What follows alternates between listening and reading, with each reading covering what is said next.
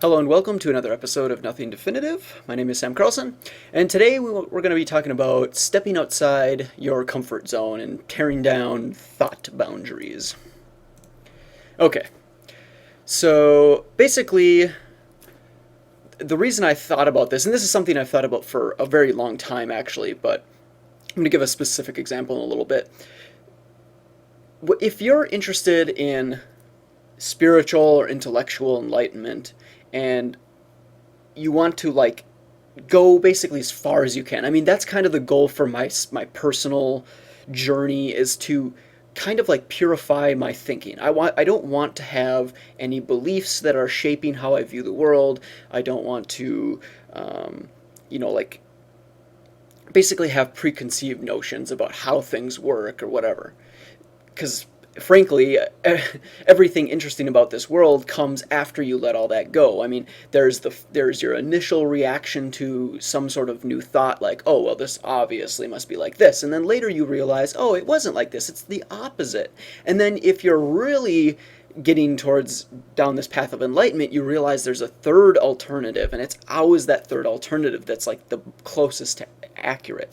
And who knows, maybe there's a fourth and a fifth, and if you keep going and purifying and clarifying and becoming more and more aware, who knows. But today I just want to talk about, you have to, when you're going along this journey, step outside what you feel comfortable with. You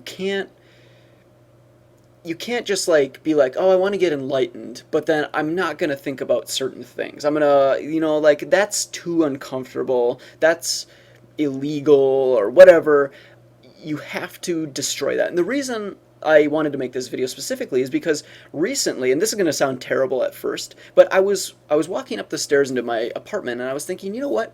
One thing I've never thought about, and I've always just had the immediate knee-jerk reaction, is towards murder or killing. I've always just immediately, automatically thought murder is bad, killing is bad. And that's, for the most part it is, right? Taking another life is just like this horrendous thing because you're taking that experience out of the world.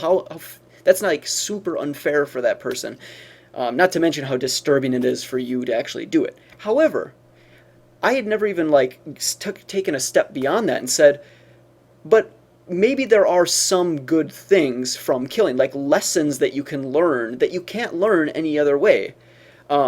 Not that they're necessarily, I guess maybe the word good isn't right, but perhaps it's still an enlightening experience in a way. Like, we are animals, and throughout history we've killed one another. It's just kind of like a natural part of who we are in a way.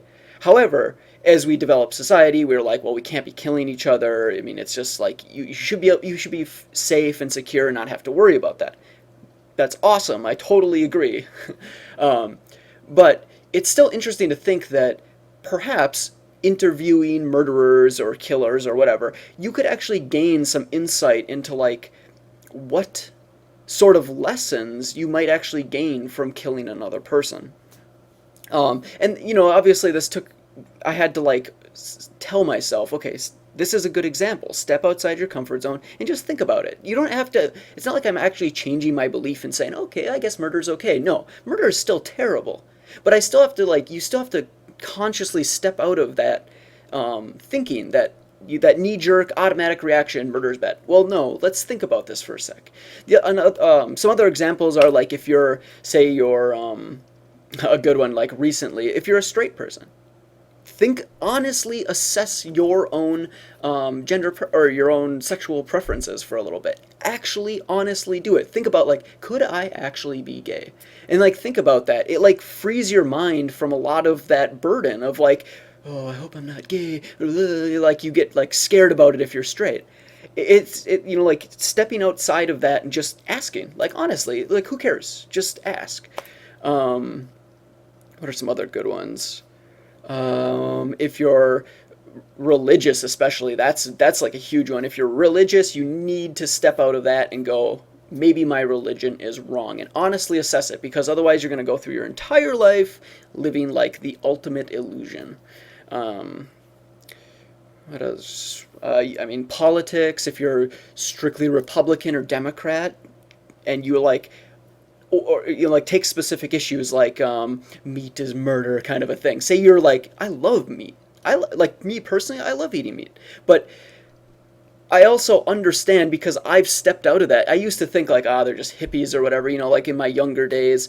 That's how I thought. I just was like, they're just hippie, vegans, whether they're crazy or whatever. But then I was like, I'm gonna read the Wikipedia page. I'm gonna like spend some time actually thinking like, why do they think this way? And what I found is that I'm actually going to eat less meat because it's not that great for you, and I actually care about animals and like their well-being. So I've actually gained like a more middle ground now where I'm like, I avoid eating lots of meat because I know how it's processed and how there's like factories that kill animals.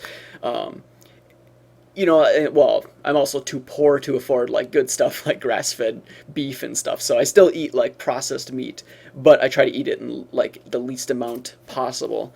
And now I have an appreciation for like animal rights, animal welfare kind of stuff. So anytime you're confronted with something that's feels uncomfortable or you have a knee-jerk reaction, that's a red flag. You gotta throw that flag up and go, okay, I just realized I feel strongly about this. Why? And what is the other stance? And let me honestly try and convince myself that the other stance is right. You don't have to fear that. You can always revert back. Always. It's not like people I think feel like if I think this other way, I think I might, like if I think about questioning my sexual preferences, what if I turn gay? Well, no, it's probably more like a wiring issue, right? Like you are attracted to certain things. So just ask yourself, what am I actually attracted to? Because you'll probably lead a much better life if you just honestly assess that. Um, yeah, so hopefully that's helpful to some people. It may be very obvious to others, so just something I thought I'd share this morning on a beautiful Labor Day. Actually, it's freezing cold Labor Day, but whatever. Thanks for listening, as always, and talk to you later.